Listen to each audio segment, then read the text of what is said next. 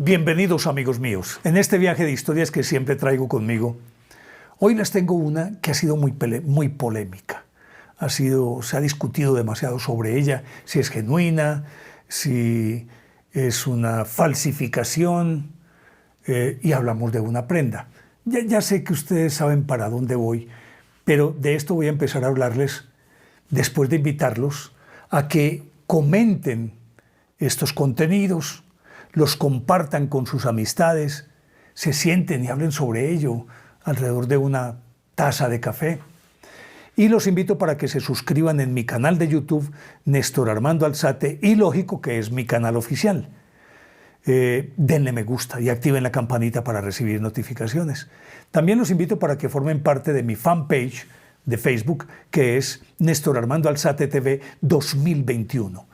Y si les gustan los podcasts, les tengo algunos en Spotify, allá pueden llegar y entrar como ilógico.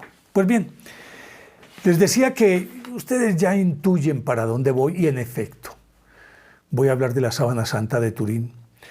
Aquella prenda o aquella pieza de tela de 4 metros 36 centímetros de larga por 1,10 de ancha, que se supone contuvo al cuerpo de Jesús una vez muerto. Recordarán que José de Arimatea logró que las autoridades le entregaran el cadáver de Jesús. Y tenía mucho afán porque en ese momento iba a empezar el Sabbat. Y si empezaba el Sabbat, tenían que dejar a Jesús colgado en el madero hasta que pasara el Sabbat. Imagínense ustedes lo que podría ocurrir. Entonces se lo entregaron y él ya había conseguido de afán esta pieza de tela de esas dimensiones que ya les dije. Lo colocaron allí y con la pieza extendida completa y la parte superior la doblaron sobre su cabeza para taparle todo el resto del cuerpo. Luego lo depositaron en esa tumba muy cerquita del Gólgota, que también había adquirido a marchas forzadas José de Arimatea para este efecto. Pues bien, hasta ahí es la historia de la sábana santa en contacto con Jesús, esa. Porque cuando Pedro, la Magdalena y Juan llegaron al sepulcro el domingo en la mañana, encontraron que el envoltorio, y así lo dicen, el envoltorio estaba allí. Pero resulta que el envoltorio no estaba doblado sobre sí mismo, sino que el envoltorio estaba de tal forma que daba la sensación de que ese cuerpo que había estado allí no levantó la sábana. Si la pieza viene de allá hacia aquí, lo que sobra de aquí para allá es lo que se dobla sobre el cuerpo. Pues quien estaba ahí, supuestamente, de acuerdo con la tradición católica, cuando Jesús resucitó, o el que estuvo ahí, lo lógico era que hubiera levantado la sábana y lo hubiera tirado hacia atrás. Pues no. Cuando estos llegaron, la encontraron doblada. Y daba la sensación era de que ese cuerpo se había escabullido por un ladito. No había tirado la sábana hacia atrás. Bien, eso forma parte también de la discusión de lo que más adelante vamos a contar. Resulta que desapareció de la historia. Y por allá en el año 525 se supone que esta sábana fue encontrada en la ciudad de Edesa, en Turquía. Y después de algún tiempo, varios siglos, de estar allí en Edesa, donde la doblaron en 4, y entonces solamente dejaron el rostro, y por eso la pusieron el mandilión, porque era solamente el rostro. Pero en el 944, el emperador bizantino de turno exigió que le llevaran la sábana. Se la llevaron. Y la sábana fue depositada en una iglesia, la iglesia de Santa María Vlaquerna, en donde quedó como un santuario y todo el mundo iba a peregrinar a ver el mandilión. Como estamos diciendo, lo habían doblado en 4 y solamente se veía el rostro. Bien, eso fue en el 944, lo tuvieron ahí varios siglos. Y en 1204, cuando los cruzados iban a liberar a la Tierra Santa de los musulmanes en una de las cruzadas, llegaron ahí, por invitación del mismo emperador, les abrieron las puertas, se entraron, y una vez adentro, estos desalmados saquearon completamente la ciudad, destruyeron casi media ciudad, un saqueo que duró 3 días. Y se perdieron todas las cosas valiosas, las obras de arte, todo lo valioso que había se perdió, y entre eso se perdió la sábana santa. Extrañamente, después apareció en Europa, unos años después, el sacerdote que la custodiaba en Constantinopla y apareció con ella en Europa. En Europa pasó por distintas partes y vicisitudes, afrontó un incendio, el de Chamberí, que casi la destruye porque tuvieron que echarle agua para apagarla, porque empezó a quemarse o a chamuscarse, entonces le echaron agua y esas trazas de agua obviamente quedaron ahí en la sábana. Hasta que en 1578 la Casa Saboya, no sabemos si la compró, la adquirió, la tomó, lo cierto del caso se quedó con la sábana santa. Y en Turín la resguardó, la protegió en una iglesia y aún hoy está ahí en Turín. Desde entonces, lógicamente que se ha discutido si la prenda es falsa o si es genuina. Algunos dicen que fue una falsificación hecha en la Edad Media. Otros dicen que no, que es genuina, que viene tal cual desde la época de Jesús. En esa discusión ya llevan todos estos siglos. Pero aquí la pregunta que uno se tiene que plantear es, ¿alguien en la Edad Media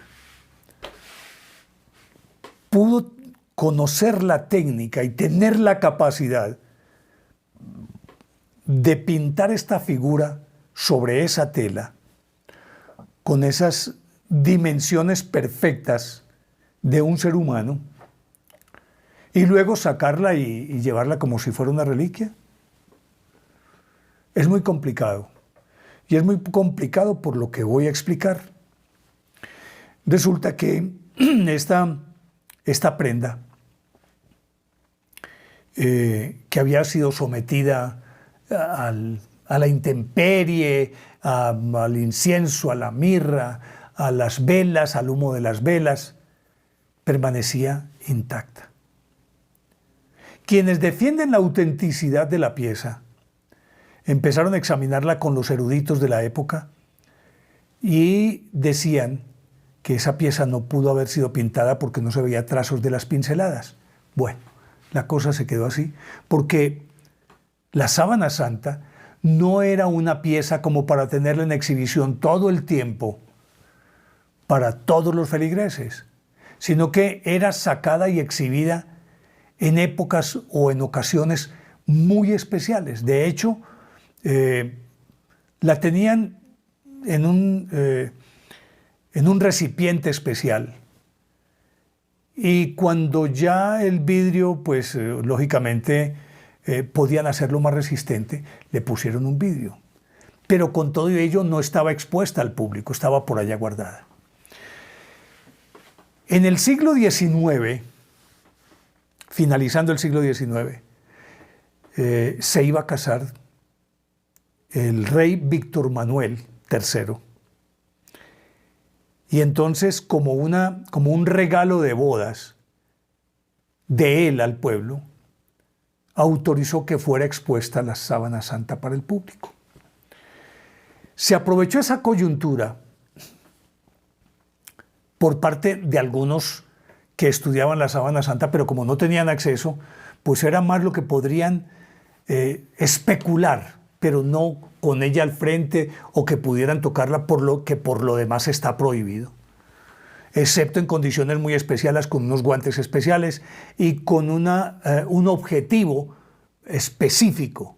Y le han sacado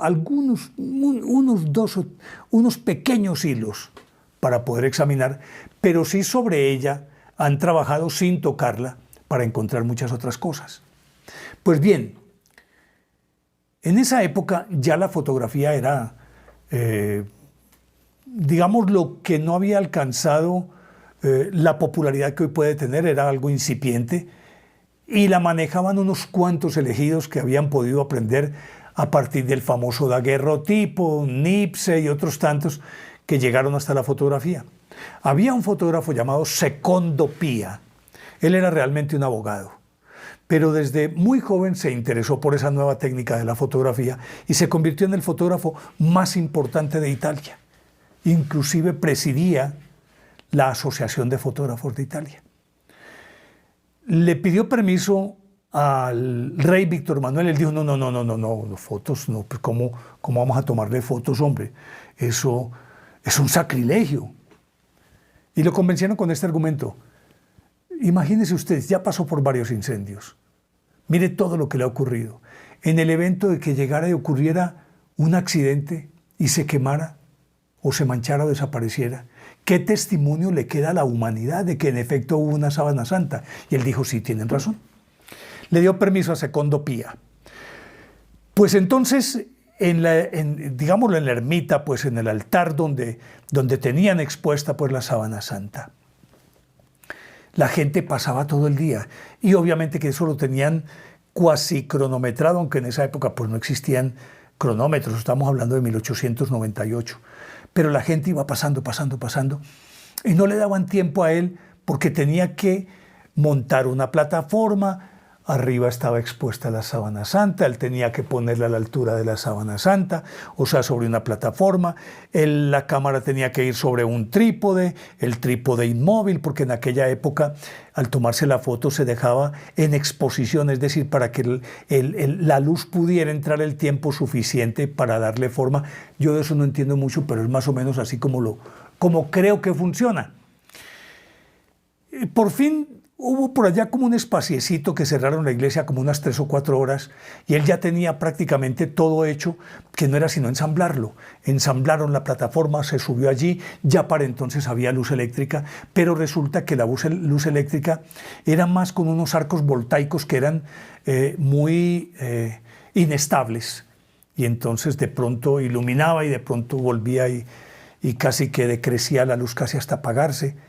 Cuando él montó todo esto ahí, vio que esas luces realmente no le servían para lo que necesitaba y empezó a tomar impresiones que ellos llamaban del rostro, es decir, puso la cámara, aquí está el lienzo, lo puso frente a todo el lienzo y empezó a tomar impresiones. Y en una de esas se le estalló un arco voltaico y se le acabó el tiempo. No pudo hacer más. Entonces tuvieron que esperar como 3 o 4 días más y ya trabajar por la noche. Para entonces él logró corregir el problema de las luces e hizo que éstas fueran más estables. Tuvo tiempo de acomodarlas de tal forma que en efecto le dieran la luz que necesitaba para tomar esas imágenes. Pues bien, lo pudo hacer, varias exposiciones, una de 14 minutos y otra de 20 minutos para ver cuál quedaba mejor. Se llevó las dos a su cuarto de revelado. Y llegó allá y empezó, le echó las sales y los ácidos y todas esas cosas. Y luego del tiempo suficiente como para que se fuera formando la imagen, se quedó estupefacto por lo que vio. No lo podía creer, quedó anonadado de lo que vio. Pero bueno, resulta que esto que vio se los voy a tener que contar en el próximo capítulo porque ya se me acabó el tiempo. Así que no se lo pierdan. Seguro que van a encontrar algo sorprendente, demasiado sorprendente. Así que por ahora a ustedes muchísimas gracias.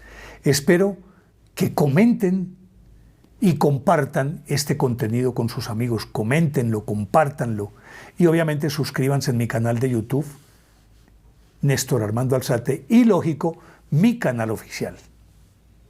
Y como siempre queda la inquietud. ¿A ustedes les parece lógica o ilógica esta historia? Ustedes deciden. Chao.